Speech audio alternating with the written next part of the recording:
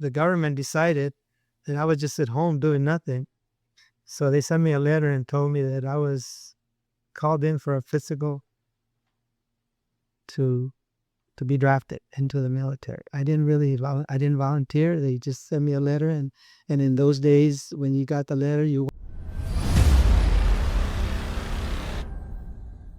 Okay, your clip. Every once in a while, just kind of check, make sure, see how there's a time. All right. And if you're still talking and you need it, and just do that.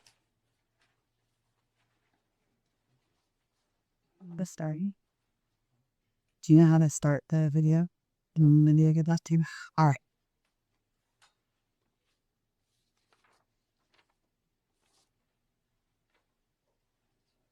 Today is November 6th. We're here with Alex Rojo. Did I get that right? Yes. All right. Jesus Berumen. I apologize. And Paula Burr and Leo Gomez. We are here for the Veterans Heritage Project interview. Jesus has agreed to talk about his life and times during that event, and Alex will be interviewing him.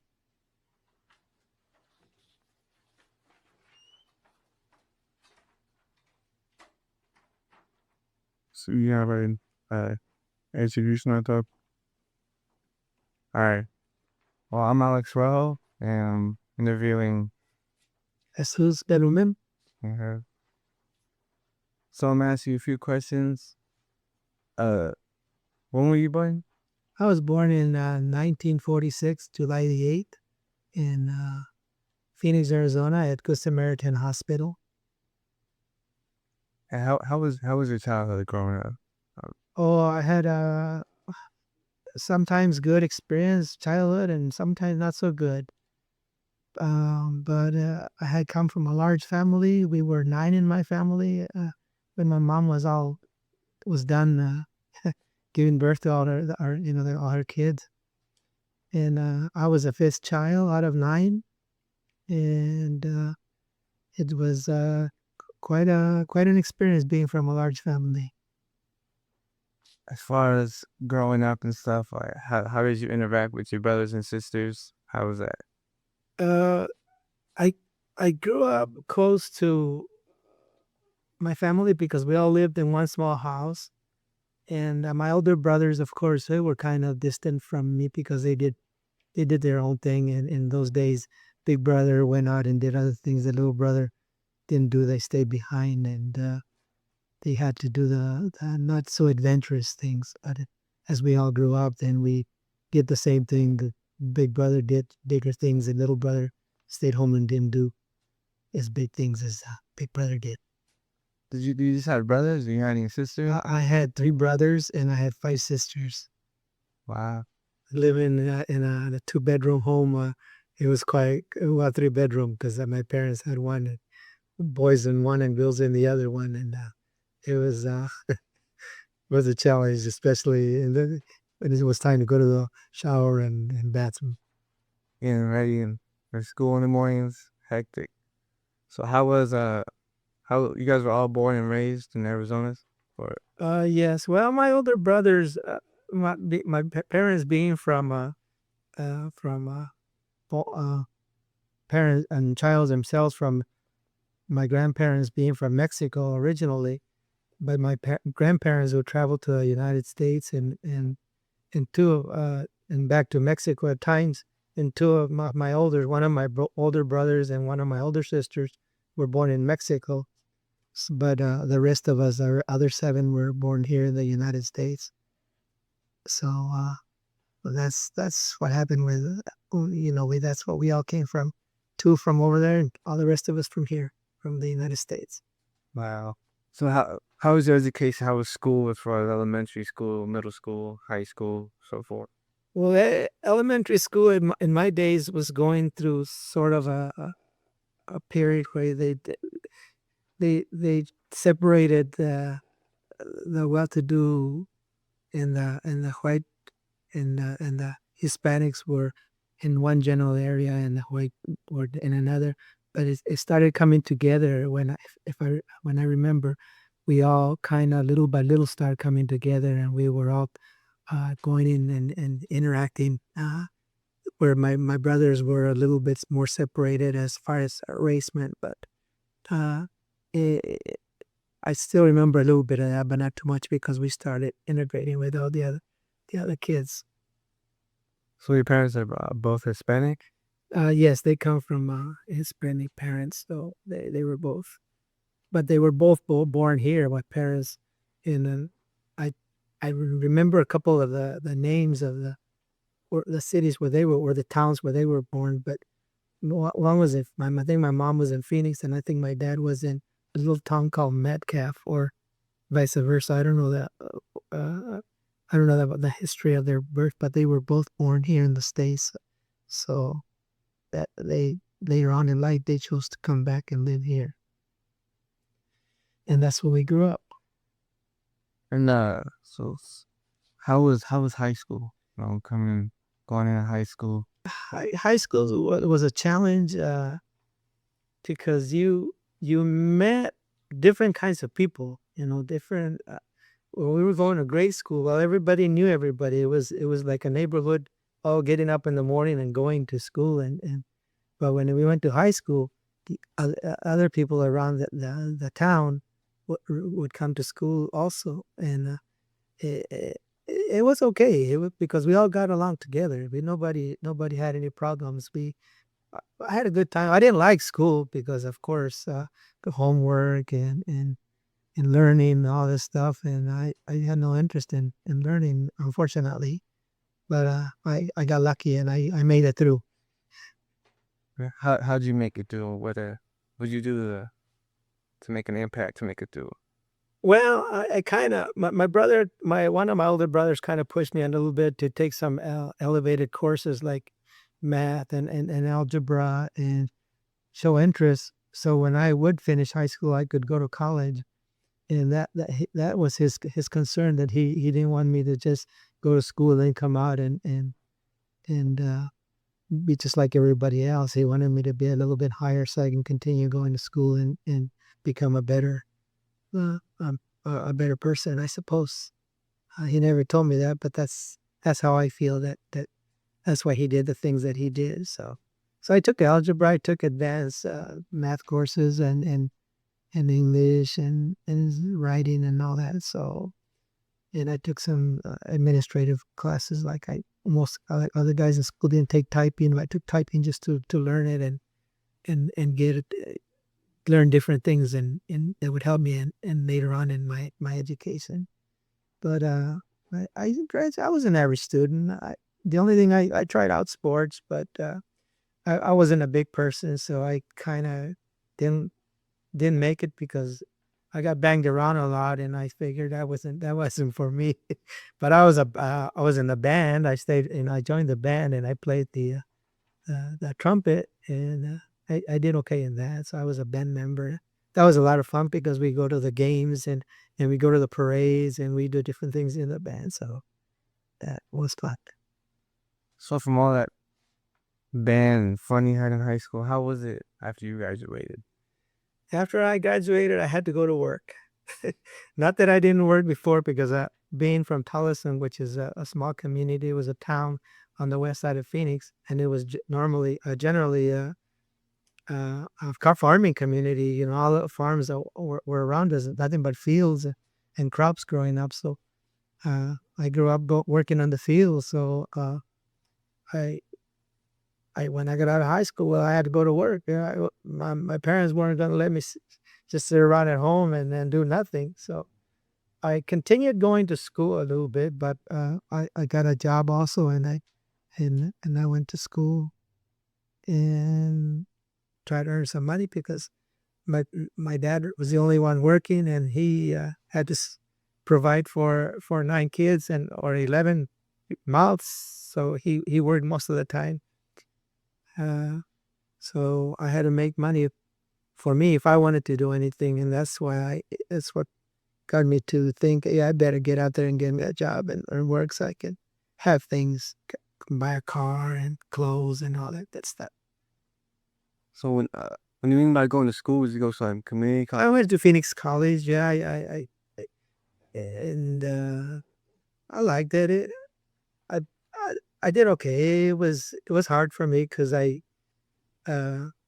college you go, and if you don't do the work, where in high school they push you a lot, so but so you can get everything that you're supposed to get in college. The professors, if you don't want to learn, that's up to you. Don't learn. If you don't want to do the work that they tell you, you don't do it. Well, you don't pass, and nobody's to blame but you yourself. So that was college life. It wasn't just all fun and games. It was work. College is different because you have to do it on your own. Nobody there pushing you that hard anymore. You push yourself in any way to benefit you? Uh, well, yeah, just getting up and going to the classes, because I knew, hey, I'm an adult now. If I don't do it, I'm gonna end up working how most people work, out in the field, or on a production line of work, to make a living, and that was up to me then. It was up to me. So it was working and community college. How'd you balance that out? Was it hard? How was that for you?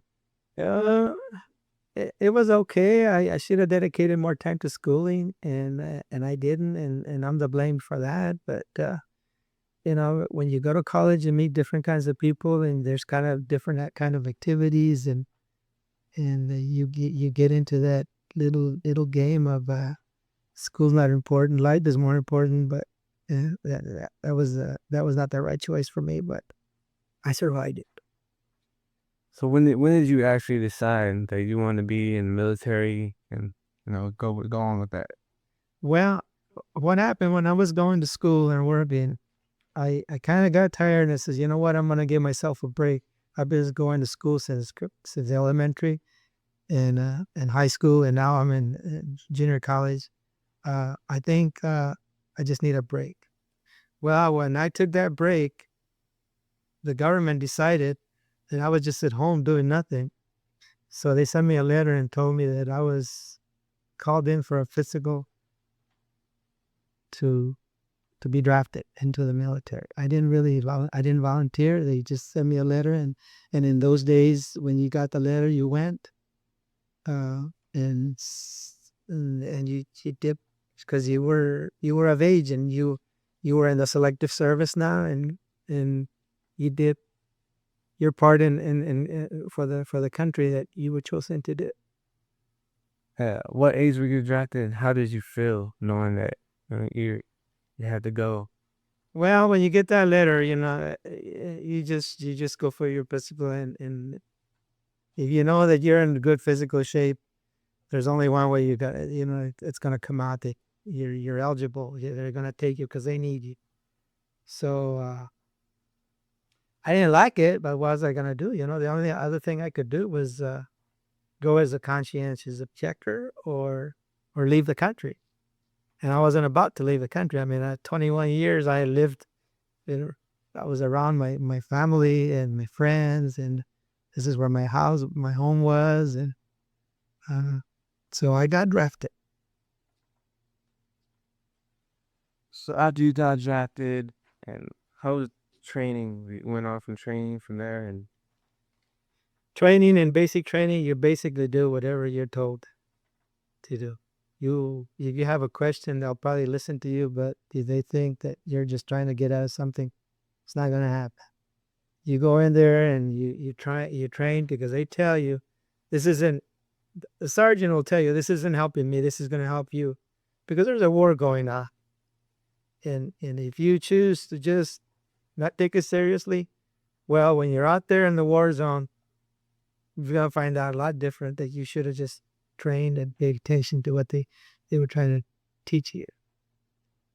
was training, was it difficult? And how was your mind sounding? How were you mentally and physically in training? Mentally, a little scared. There's a war going on, and they're teaching you all these things that I never did in my life.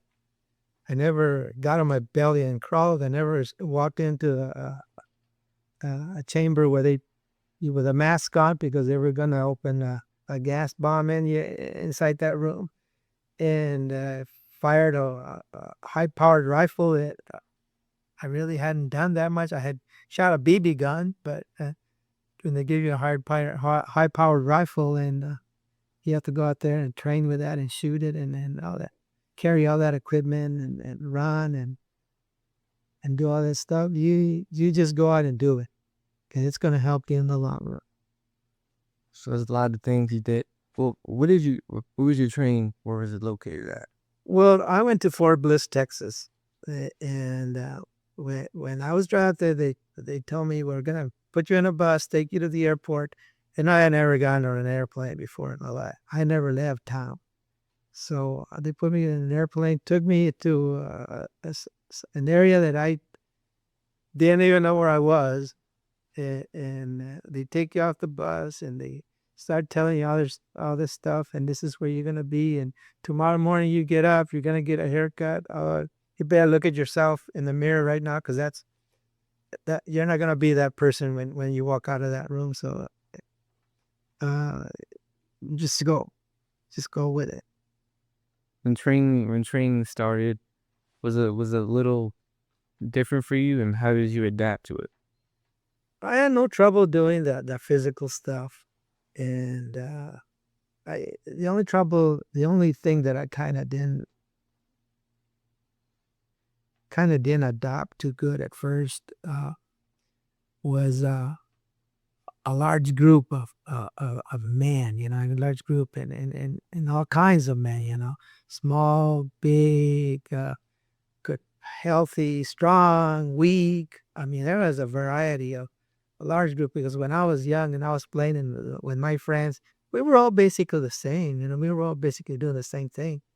But when you're out there, there's a large variety of people, all kinds. And at first, it was a little bit wondering if that guy's gonna make it. Then I said, you know what? I'm not gonna worry about that guy. I'm just gonna do what I have to do, and make sure that I do it right, and try to do the best that I can do.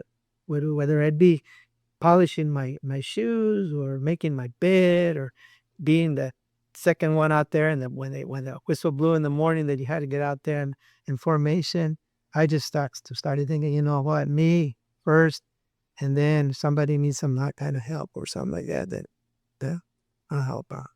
Did you any in training? Did you interact with anybody or make any friends through your training, Boris? Oh yeah, you have to, because if you sit in a corner, or just sit in a box, it's lonely, especially like for me. Like I said, I lived in a small town, knew everybody knew me, and never been out of that environment, and all of a sudden here I am away from home. And you just go out and mingle with the crowd, and talk, and try to make the best of things, because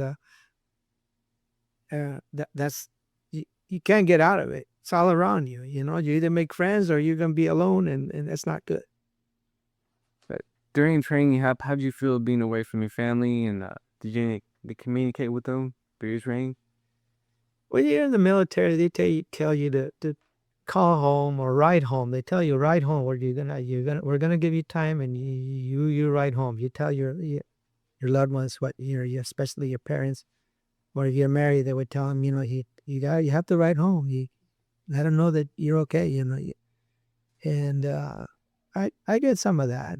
I had a girlfriend at the time, so I would ride to her, and occupy some of my time in doing that. So I tell them about my daily experiences and what I was going through.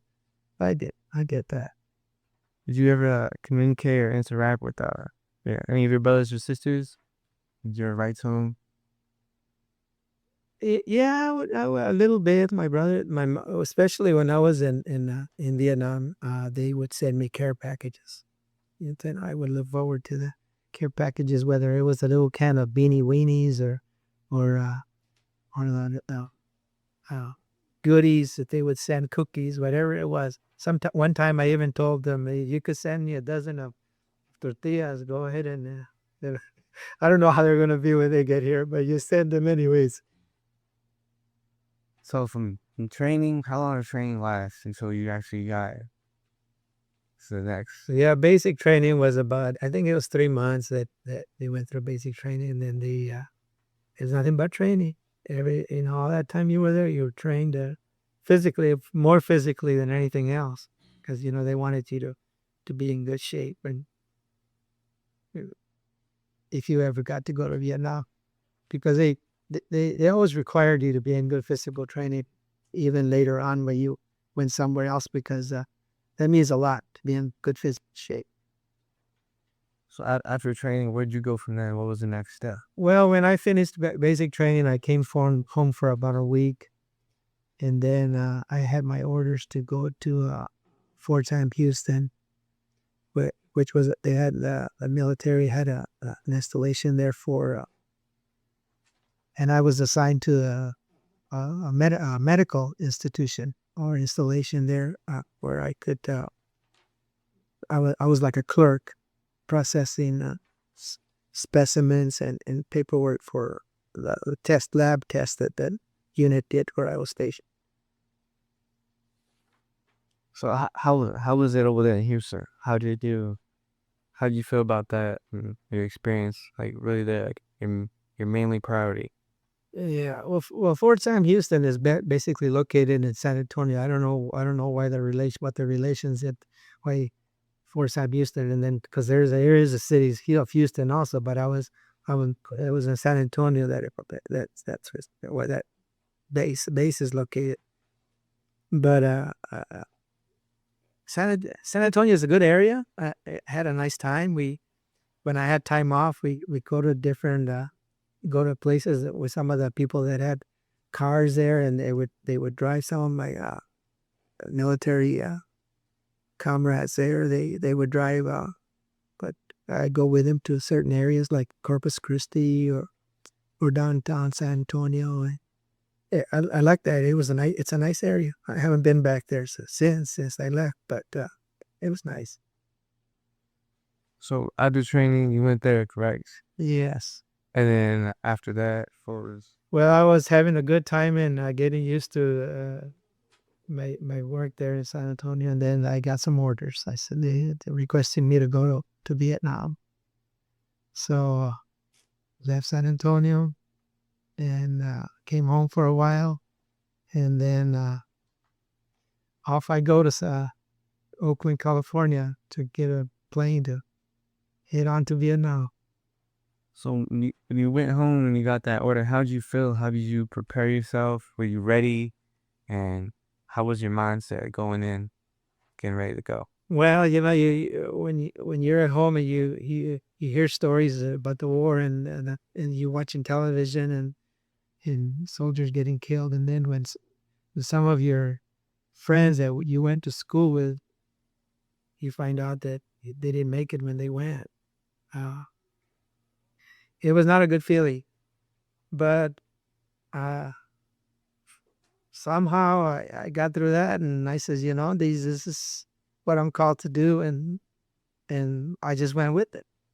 I couldn't change my mind. I couldn't just leave the country. Like I said, I lived in this little town and with all my family there and everything, and I just said, well, if this is what I have to do, this is what I have to do, and away I went. And how have your family felt about that? My mom was not too happy. My mom was kind of. I know my mom prayed a lot for me, and she just basically just wished me luck.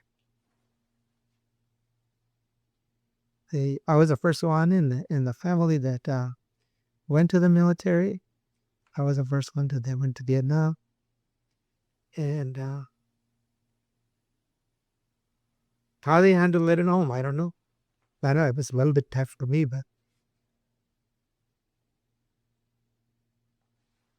Oh, so you don't have to, if any experiences that I ask you, you don't have to go that far. I mean, if you're uncomfortable, it's fine. yeah, well, it's all right. This is my life, and this is what. Yeah, it's emotional experience. So off you went to California, and wha- went to Vietnam and got on a plane. What was next after that? Well, when I got there, I had my orders with me, and they get you. They when you get there, you're just amazed at all the people that are there, all these other troops that are there with you, and everybody giving you directions where to go and from this point to this point to this point, and then they start calling names. Okay, names so and so, and they start all these names that they call meet over here, and all these names that they call meet over there, and they never called my name. So I was standing there. This is somebody's name wasn't called. Raise your hand. So we all raised our hand, and we went over there to. It says, "You're not going over there where your orders are. Yeah, we gave you some new orders. You're going somewhere else." So uh, they sent me to another group, and everybody just disperses out and goes different directions, and I don't remember ever seeing it. I can't remember a face that I saw because there were so many soldiers there. I just know that they told me where to go, and I went. Was it a confusing process? Like, No, they had everything pretty well organized. You know, they need so many people in this area. They know how many people are coming in. They send them that way, and then if they have like I assume that if they have enough people to go to this area, then they can hold some people back and then reassign them somewhere else. And I assume that's what happened to me. So I I got lucky in that respect. And I was assigned to go to a field unit, which was 25th Infantry Division, and I ended up being in headquarters in Saigon, and now that I look back, I mean, it was a blessing because it, it- I wasn't out there in the battle zone. I was doing administrative work. Was what I was assigned to do. Well, I was gonna do administrative work in the 25th Infantry Division, but if they needed a soldier out in the field, well, you know, they could have called my name and says, "Hey, you know, stop what you're doing and let's go." But and I'll never know that because it didn't happen. So I can say now that I got lucky. Although when I was in my office and doing some work and sitting there and just contemplating, just thinking about time went by real slow. When you're sitting there and you know all these things going in your mind, I says, well, you know what? I'm gonna go and request. I'm gonna go and ask if I can go back where I originally was assigned to go, and I was denied that request. Again, I was denied. So I says, I guess it's another blessing for me because uh, I didn't get to go out in the field. I wanted to. I don't know. I must have been crazy. I guess because I get all that training and all that, you know, getting set up for all this, and then maybe I was thinking it was a little bit let down, you know, because all the other people that are my friends and especially where I grew up, they went out to battle. You know, they would be out in the field and they would come home and you know they'd tell their stories, but I didn't get to do any of that. well, looking back at it, you say you're lucky, and so you look back on that, and you say you wanted to go, it's something you want. You think that, or what do you think about that? Well, look, you know, I can only look at the events that took place with me. Uh, I kind, you know, you kind of have to be, which I am now, kind of, kind of thinking that somebody up there was looking after me, and that's the only explanation that I had.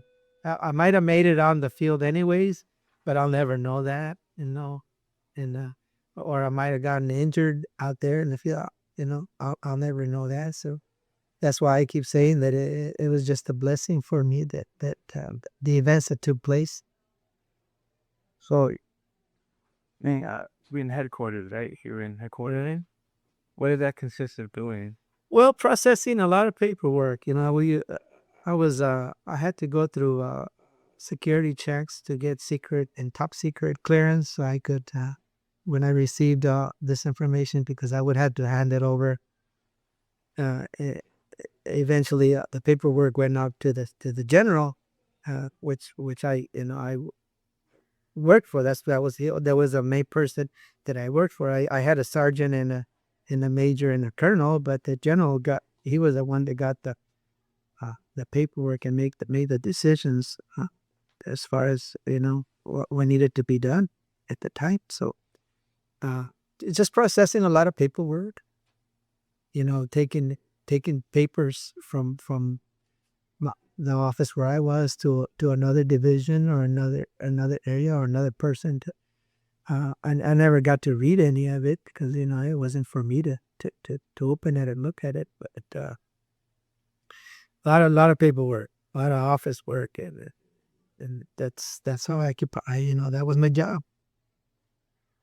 Do you have to go through a learning process to do any of that? Well, like I learned how to type in school, in high school, so that helped me out there. I was going up to Phoenix College, so that kind of helped me a little bit too, because I even tried. That's when the computers age really came into place, and I was learning how to do some of that, and I didn't get to do too much of it because that's when I kind of stopped going to school for a while, and that's when they drafted me. So.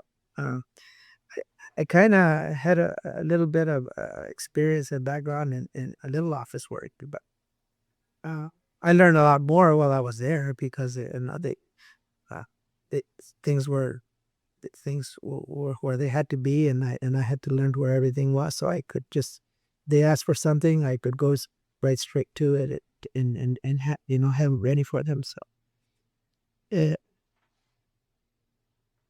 Uh, was there any like specific concepts you had to learn, like any specific as possible that you had to do as far as being in the headquarters?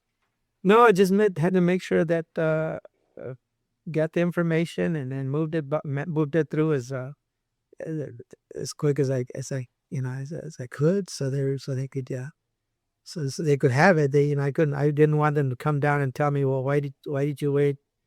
Give me this now. Why did you give it to me when they came in? So you just had to do it. Squeeze. I did it as quick as I could because you know, I didn't want them to get on my case. So, how long were you doing that for? And I did it for a whole year, one whole year. I was in Vietnam uh, for like one solid year. So that's what I did. after that, what did you do after that? Well, when I finished in Vietnam, I came back and I went again. I went to Oakland, California, where they did the processing, and I had almost 3 months left for my 2-year hitch that you were required to do when you got drafted, and they did ask me if I wanted to reenlist, and I said no, I don't think so. And then they said, well, it seems like you only have like a little over 2 months, 2.5 months to go for your 2 years. It would be feasible for us to reassign you because by the time you get there, and you're gonna have to process out. We'll just process you out here and give you your final papers. I says, that's good for me. That'll work for me. So then that's how I was released. I didn't do my whole 2 years, but I was short about 2.5 months from 2 years. So that's not time you spent in Vietnam, and A year, and then part of my 3 months of basic training, and then another like almost 6 months in Fort Sam Houston, Texas, San Antonio, Texas. That was my almost 2 years of my military life. how do you feel? You believe that you're done? Like, well, how do you feel? Well, after you come back, they tell you that you're not really done with your whole military life because you still have a few years that you can be on like inactive standby list, where if we really need you, we can take you again. The government always has this little, other plans that you don't really know until time comes and they tell you, well, you're gonna be like on a standby, but you're not gonna be. You can go ahead and start living your life, but if we really do need you again, we can take you. So I don't know, remember the exact time. I think it's another 6 years before you're completely done with the military. And I just came home and started living my life. So after your military, that was it. No more military from that point on. Well, I tried after I was gonna turn 40 years old, and I tried. I think I want to join the National Guard. So I took my physical, took my exam, and I passed everything. So I did the National Guard for a year. But in the time that I was in the National Guard, uh, the war broke out again in Kuwait. Uh, and so they called me up. They call everybody up. And again, they started calling names out. Hey, we need people. We need people to go over there. Desert Storm, they call it. It was in Kuwait. That was the other war before Iraq and Afghanistan. So here I was standing in line again. And at that time I had three boys, three children that I had to, be clothed and everything. So it was a scary situation. Here I am, and I got through one war, and I don't know if I'm old now, and I don't know if I can go ahead and do it, do it now. So I got lucky again. My name wasn't called, so when the time came, my term was up in the National Guard. I said, you know what, I got a family now. I got responsibilities. I better not do no more foolish things. So I did 1 year with the National Guard, and that was it. How was it like? What was it like? What was National Guard like? What would you do? What would you? Well, you're kind of like a standby, really, if they need you, either for a disaster of some kind or a war, and you sign up to be on the military where, well, that means that you gave up your body if you're called to go. And I says, I can do that. But later on, when the time came that it happened, and I said, you know what, I have a family now. I can't be doing that. They rely on me, and they depend on me. So that's why I decided I better end this stuff and do what I have to do here at home. Why did you decide to apply being a National Guard after you at 40 and got done being in Vietnam, and a couple years later the National Guard? What made you want to do that? I really don't know. I really don't know. I don't know what got into my head that time that I could do stuff like that.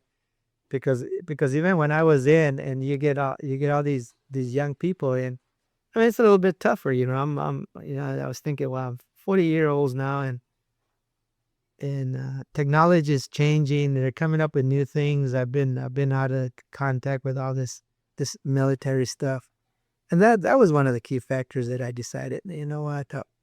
Let these young guys do it. They're more sharp. They're more in shape. They're more capable. And sometimes I felt like I was, maybe in the way or getting, taking up just space. And that was kind of one of the reasons that I says, I better not be doing this. Better not hinder somebody else or get in the way or slow somebody down. So what were some of your achievements throughout all your military corps? Like being in headquarters and National Guard. Look back, what achievements are you proud of that you did or you accomplished? Well, you know what? When I went into the military, I thought I'm gonna give it my best. I'm gonna look sharp. I'm gonna train hard. I'm gonna, do the right things. And I think that helped me out in life, and because it just set me up for being more disciplined, and for trying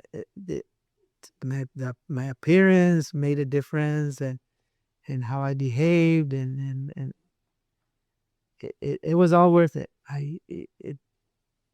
At the time when they force you to do something, you might not like it, but uh it was, now that I look it back at it, and it was for a country, even though when Vietnam was going on at the end, or even at the middle of the war, a lot of the people here in the States they protested, didn't agree with what was going on. But when you're out there in the field, it's your life. It's a different thing than when you're at home and you're walking a protest line, or you're calling murders, or whatever words they use. Wait, when you're out in the field, it's different. I mean, it's your life out there. When you're here at home, you can say whatever you want. It's the freedom that we have here in this country, because freedom of speech. But when you're out there in an area where your life could be taken in any second, even from a sniper. I wasn't always in the clear just because I did office work. I mean, I would step out. I would go and do deliveries in different parts. I'd go downtown Saigon, and I had to be alert. I wasn't always. It was always just in the office. We're doing good things, or just having coffee in the morning, and watching movies on weekends on the big screen that they provided. And there was duties that I had to go out and do, and what they would tell you, hey, we don't know the enemy. We're in South Saigon, and there could be Vietnamese in the street corner just going crazy, and all of a sudden he'll start firing away. Everybody looked the same. The North and the South, they were all the same people. Everybody looked the same. I don't know. They were North Vietnamese and South Vietnamese, but I didn't know that. So you had to be on the lookout at all times. Even though I said I had a maid, and I was in office just doing office work and all that. But when I would step out for duties out and make deliveries, and I mean, I had to be on the lookout too. It wasn't all, but so and when you come back, you still have that mentality that you have to be on the lookout, because as time goes by, you adjust, and every now and then it comes back, because your mind's always going, your mind's always working. It brings stuff back at you, but yeah, then you realize that you're safe, then you just put it out of your mind. So it helped me a lot. I mean, I'm grateful that I did what it did, that I got drafted, but I'm more grateful that I made it back, and in one piece, that I didn't come back wounded, or psychologically all messed up. Uh, when you're done from that, how do your family feel? Are they proud? Like proud? Are they proud of you? I hope so. I hope so, because it's being the first one. My older two older brothers didn't never had to go, and they were and then w- there was a war going on. There was soldiers getting killed. So I hope that they feel like I was part of something that made this country what it is.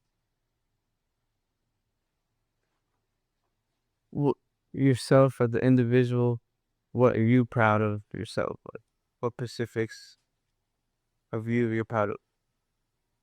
Well, that I did what my country asked me to do, basically, and that I gave it my best. I did what I could, and and that's all I can do. And my country called on me. I did. I went. Uh, there was sad times, of course, at certain, especially during the holidays. You start thinking everybody's at home doing this, that, and the other. You used to do this. You used to go with your friends and all this other stuff. But all in all, it's just that they called on me.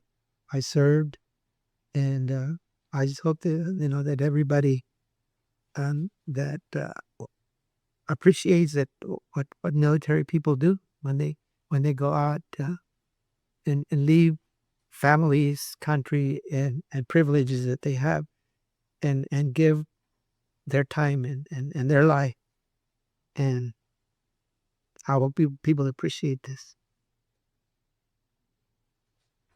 Looking back on the military experience, do you have any significant humorous stories or anything that was unique that you experienced on the good side? Well, we had good times. Even in basic training, when we get some time off, and we could go out and have a few drinks and talk and make friends with the people that every day we were just going out there and doing our training and sweating and running and all that. We could just sit down and reflect and talk about things talk about home, right? What we did at home, or and and we didn't even laugh at each other, Hey, you did this, and I can remember the specific things that some other guys did, but we even laughed at each other, Hey, you did this and this happened, but and you have to look at life as if you go on. There was things that even in Vietnam that, yeah, I mean, I used to sit in the office and sometimes put one of those hats on that they wear in Vietnam, the people that live there, just for humor, There was sometimes that was fun. It was sad. Do you experience some good times, some sad times? Yeah, yeah, you do. Yeah. Is there anything you like to share from as far as experience or anything for the project or anything you want to show? Well, I have a lot. I have pictures. When I would get time off, I'd go to the bars in Vietnam, and they had bands. They would play some music. So nothing specific, but I have them there, and maybe I can put some in some kind of form where people can see how the area where I was in, how it looks, and some of the activities that went on. So I have those. I mean, I just recently was looking through them, and I remember some of the times that I got out and enjoyed the area and had good experiences instead of just being locked up in the barracks. From from certain times you think and reflect on what you went through and the goods and the bads. Do you reflect on that? Not so much anymore, because there's so much life now that goes on that's something that happened to me way back when I was young, and uh, I I I survived through all that, and that's how I'm grateful for that I survived it, and I didn't leave somebody here at home uh, without a father or something like that. So or a husband, a wife without a husband. So uh, I'm glad of that. That I survived the ordeal. Is there any lifelong lessons you learned from this experience? And has it changed you in any ways and the way you live now or how you live since you've been done with the military experience? No, I picked up a lot of bad habits. There's a lot of bad things that you do here at home that you would never do in the military. Uh, we're not very. I don't think we're very disciplined in a lot of things here in this country because of the freedoms that we have. So that's just one of the things that I I, I wish people would understand and appreciate that the freedoms in this country that we have are just enormous, and I if we didn't have the people that went out when they're called for duty, and we lost all these freedoms, people would know that they would miss out on a lot. Being in Vietnam, how can you compare being there and life here? to the United States? Well, in Vietnam, you have a different culture. The people are different. Their foods are different. Their environment's different. Uh, their transportation modes are different. Their houses are different. There's a large. I haven't been back since I left Vietnam, so I don't know how it is now. I don't know if it's gotten more modern than when I was there, because that was about 40 years ago, 40, maybe even 45 years ago. So I don't have any idea what it is like now, but then it was totally a different life. I mean, rice paddies. I didn't see no rice paddies here. I saw cotton fields here, and then you go over there, rice paddies, and and and I saw cars here when I left, and over there they have these little scooters, uh, blowing smoke all down the road, and yeah, that was real different, and the foods. I grew up eating a lot of Mexican food over there, Vietnamese food. I didn't even know that I liked it, and I never had Chinese food while I was here. You had pizza, and I had Mexican food. So hamburgers, pizza, and Mexican food. That's all I had. So um, I like to go back, see if it's gotten any more modern. I mean, I see pictures of China and Japan, and they've kind of advanced a lot. But I don't know about Vietnam. A lot of jungles and lots of green stuff and a lot of water. That's all I remember about Vietnam. In that time, did you adapt to your surroundings being in Vietnam? You have to, hot, humid, rains in the afternoon, or rains, showers just pouring, and 15 minutes later, clear, humid. Uh, yeah, you adapt. You adapt to what you're at. What can you do? You're over there. You can't say, I'm going home now, I've had enough of this. So, stick it out. And there any good habits that you got being in Vietnam, or anything that you take from anything you take from Vietnam that is good and use today, or even when you got out, that you used that were good when you got back to USA, United States? Vietnam, not necessarily Vietnam, but I can make a good tight bed. I know that you learn how to make a good tight bed. You need how to learn how to keep your shoes polished real good. Uh, I learned how to do some ironing while I was in the military, and up to this day, sometimes I'd pick up the iron and iron my shirts and pants. In Vietnam, when I first got there, they had just had what they called the Tet Offensive, which is where the Viet Congs fired a bunch of missiles, or they had big explosions going on everywhere that they had planned. And what they did is they took all the civilian workers out of the barracks, and they couldn't let them come in base anymore until they got clearance to do. So we had to do a lot of our own cleaning and making washing our own clothes, cleaning it up, and until everything settled down, and then they could come back in. So I learned how to take care of myself. Being in the military and what you went through, what's your perspective on that? I had a good experience. I wish that there were. I don't wish anybody to go to in the military and get hurt and come back and harmed in any way. But to me, it was a good experience. I wish more people would get to learn that experience, because it helped me a lot in life. I can't. There are some specifics. Like I said, I know how to take care of myself. I know how to.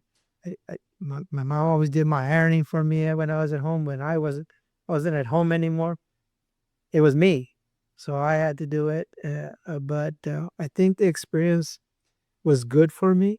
It did help me out, and it in some way it just made me patient, because when you're disciplined and you're told to do something, and it kind of sets your mind that hey, it's things that you have to do. I got to be a little patient, and I learned how to take care of myself, do things for myself. You ever share any of your experience with your family members, your children? So no, I never did. I, I guess I didn't want to at the time because even though I wasn't out in the field sometimes, and I would call out to step out of the office and go do some work out of the office or take care of some business. I would go to like the USO, and I would see some of the soldiers that were coming into the hospital because they were close together, and some soldier would come in and they were injured, and uh, it kind of made me, it kind of was sad for me. So I didn't want to talk too much about that war. And then because also when I came home, it wasn't a war that people appreciated all the troops being in a war. Uh, but I didn't let that bother. I just know that I was back, and now I want to live. I want to try to live a good life. Are you very relieved? Do you, Oh yes, oh yes. do, you, do your family ever want to talk about it with you? Do they ever ask you questions about your military experience? I had a niece one time that I sat down and talked to her, and I think at the time we got to a point where I just didn't want to talk about it anymore. So she kind of stopped. But she's the only one that I have sat down with and really talked about what went on with me. And but other than her, I don't talk about it.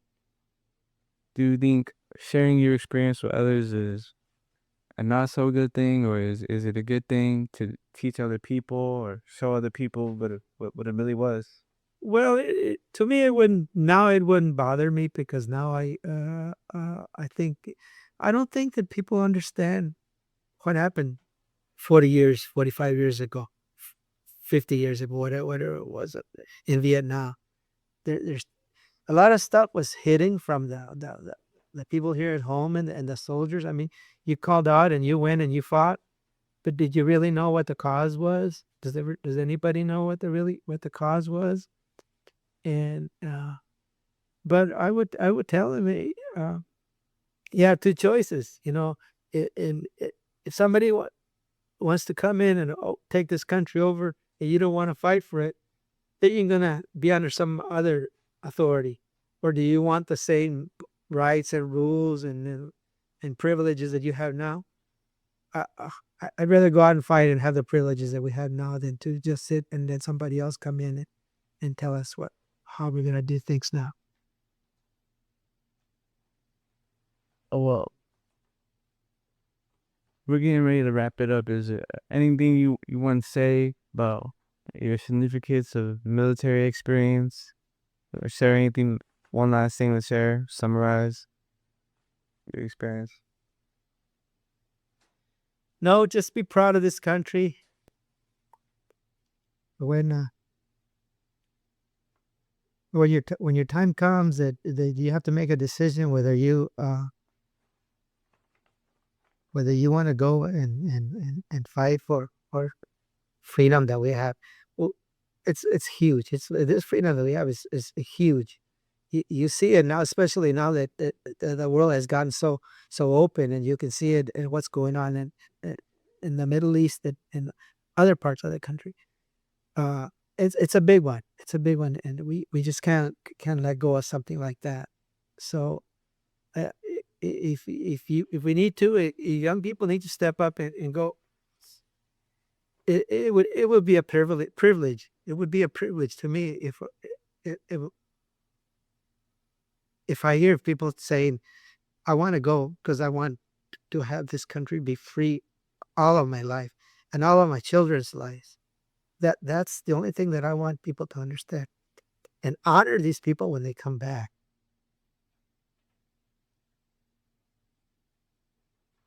I will. Thank you for your time, and you got really valuable, important story, and I'm really looking forward to write about it. So I thank you for this interview.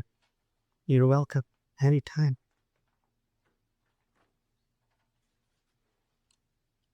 Hi, I'm a spokesperson for World War Heroes Chronicles. Every day we lose more veterans and the stories that shaped our world. Actors and movies aren't the real history.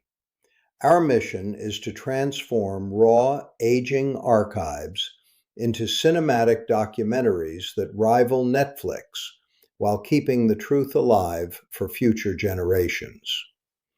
To support the channel, you can become a digital librarian on our Patreon for just $5 a month. Your support directly funds the high-definition restoration of these rare records. In return, you'll get early access to our videos and entry to our research library of original archives and service histories. Help us save the next story at the link below.